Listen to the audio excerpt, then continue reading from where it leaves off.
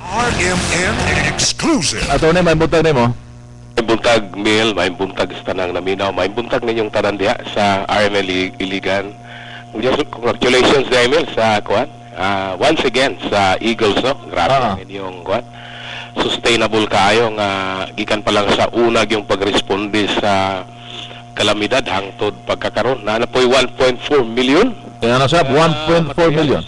Materials lang ni, construction materials, mga kahimanan sa pagpatukod sa balay, attorney. Pagkanindot nga initiative o panig-ingnan ni sa kuano. Pero gikan ni sa EFP niya. Armed Forces Pilapit ni General Amarillo, no? Ni Kuya Roland Amarillo.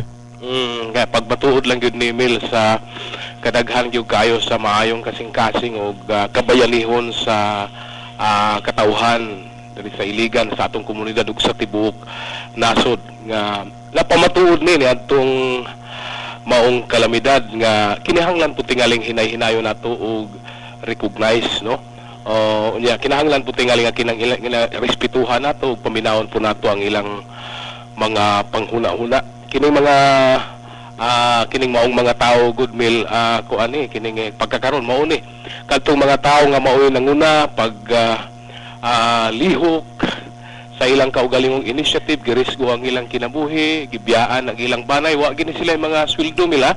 Oo, sama ni Kuya Tony Manny Salibay, presidente niyo sa IDRCC. Mga pribado kayong mga tao, Binomil. Mga pribado dyan kayo nga mga tao at their own initiative. Gibiyaan pa ang gobyerno ng ipang sweldohan, labi daw itong mga accountability, nagatulog pamil, kini sila. Tuan na dito.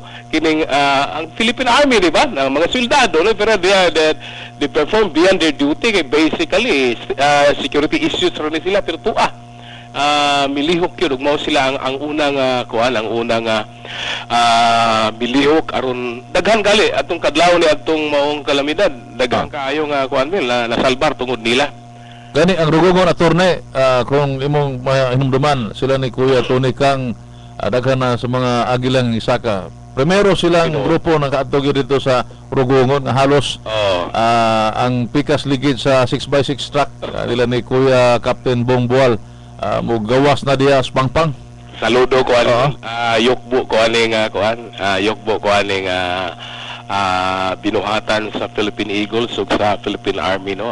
Kuan kay ni dalaygon kay ni gani na sayot nga nahimuot ani ang atong mga katawhan sa interiors kay wala ba gini kaabtig opisyal sa gobyerno mil hantod pagkakaron kini mga tawhana kaabtan ra man ni og mga piniling opisyal mil kun kuan kanang eleksyon logos gani nya may numduman mo nay makaabot didto pero kung serbisyo murag lisod may lang gani nga natay Philippine Eagles natay mga pribado nilang Philippine Eagles daghan yung kay mga pribadong organisasyon dili na to ni makwenta international organization United Nations ang pailig nil nga nagalihok pud kanunay didto ang mga tao sa pagaling mga opisyal sa Lanao del Norte nagabot pa didto di ba?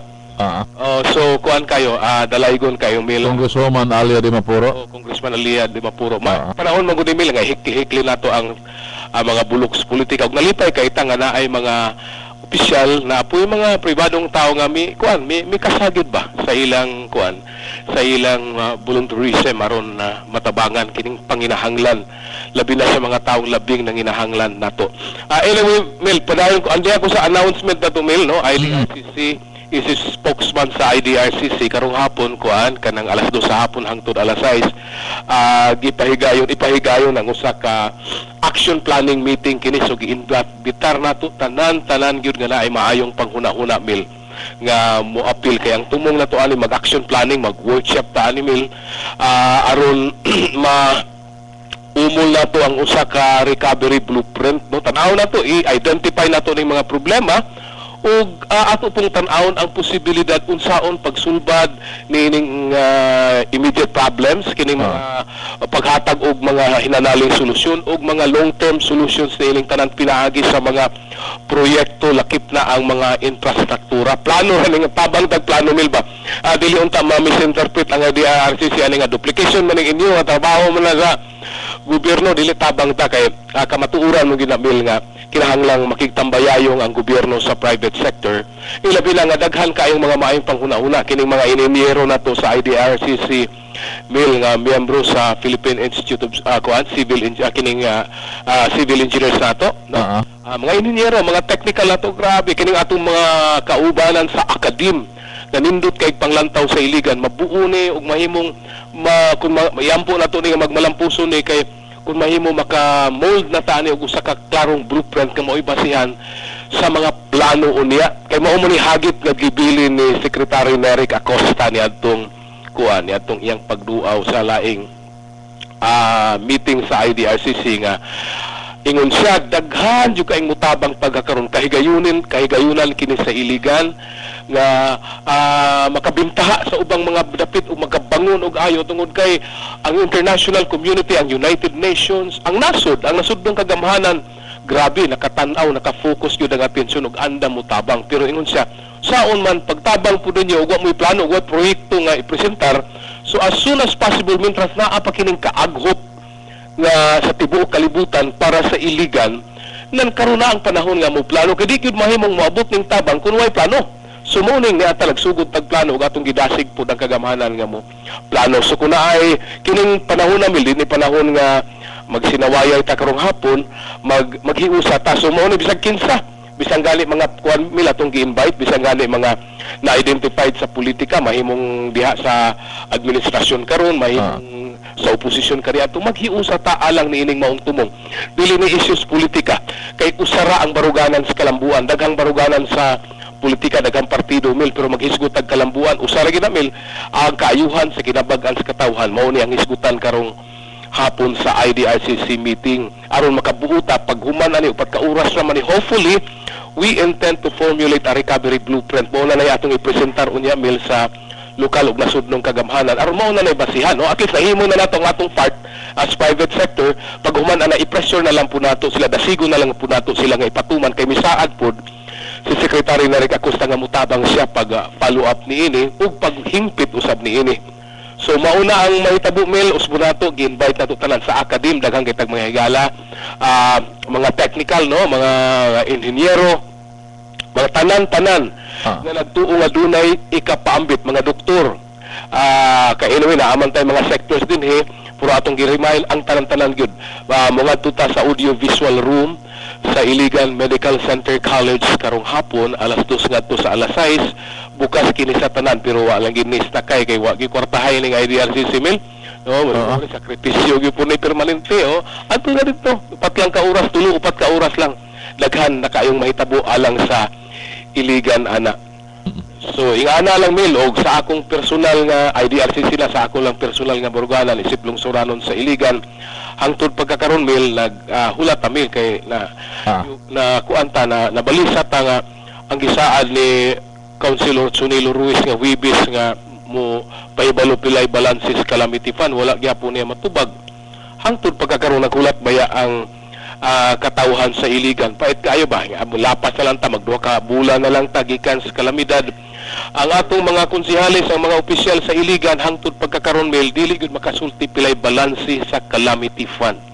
150 milyon usbo na to na klarohay lang, 150 milyones ang kwarta nga atong gisigutan karon gikan 2010 tuig 2010 hangtod tuig 2012 by virtue of the provisions of Republic Act 10121.